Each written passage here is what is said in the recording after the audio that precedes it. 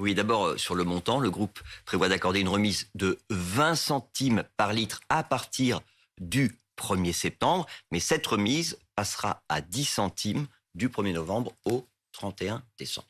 Toutes les stations vont être concernées? Oui, les stations Total Énergie et les stations Total Access, qui sont moins chères. Le ministère de l'Économie a mis la pression sur le groupe pour qu'il fasse vraiment pas d'exception. Ce sera aussi bien dans les stations, oui, donc des grandes métropoles, des autoroutes, que dans les stations des zones rurales.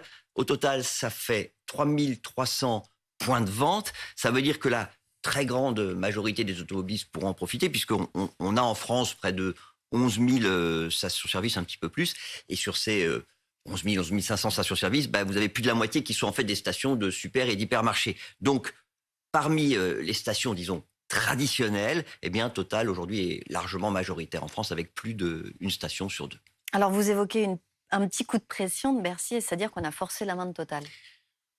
On va dire que, finalement, il y avait deux options. C'était soit vous faites un geste tout de suite, soit on laisse passer au Parlement cette taxe sur les super-profits que réclame une partie de l'opposition. Et donc, Total a accepté de faire cette ristourne qui, selon les estimations de Bercy, devrait lui coûter entre 500 et 600 millions d'euros. En fait, ça va dépendre de l'effet sur les ventes, parce que si faire son plein revient réellement beaucoup moins cher que partout ailleurs, il est très probable que les automobilistes se mettent à vraiment bouder la concurrence. D'ailleurs, les concurrents, ils vont sans doute réagir, mais c'est pas certain qu'ils puissent s'aligner.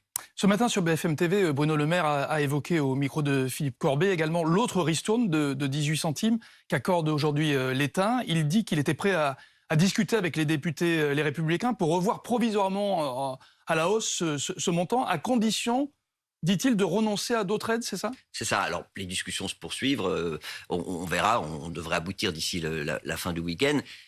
Il faut quand même avoir en tête une chose dans ce débat, c'est que cette ristourne qui est accordée par l'État, non seulement elle coûte cher, autour de 750 millions d'euros par mois, mais elle est fondamentalement injuste.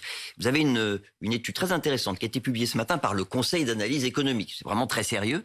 Et cette étude, elle révèle qu'en moyenne, les 10% des ménages les plus aisés ont, grâce à cette ristourne, économisé sur le seul mois d'avril, c'était le début de la mise en place, 18,50 €, alors que pour les ménages les plus modestes, les 10% les plus modestes, l'économie se limite à 9,50 €. Pourquoi? Eh bien parce qu'en moyenne, les ménages les plus aisés consomment 2 fois plus de carburant.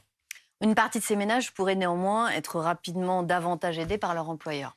Alors ça oui, c'est en tout cas le sens de l'annonce, de la confirmation en fait qu'a faite Elisabeth Borne ce matin. Le doublement du plafond de la prime transport. Les entreprises qui le souhaitent vont pouvoir verser jusqu'à 400 € et non plus seulement 200 à ceux de leurs salariés qui n'ont pas la possibilité de prendre les transports en commun, soit parce qu'il n'y en a pas du tout, soit parce que leurs horaires ne leur permettent pas de les prendre, ces transports.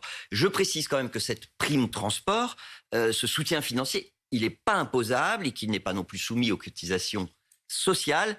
En fait, l'idée, c'est vraiment d'inciter les employeurs à faire cet effort, mais il n'y a pas d'obligation pour les entreprises d'accorder ce coup de pouce.